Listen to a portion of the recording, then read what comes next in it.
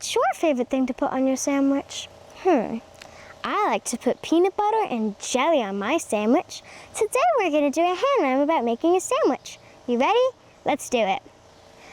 First you spread the peanut butter and then you spread the jam. You put a slice of bread on top and eat up all you can. You take your sticky fingers and you wipe them on your pants. Then you do a little wiggle for the peanut butter dance. That was so much fun. Let's do it again.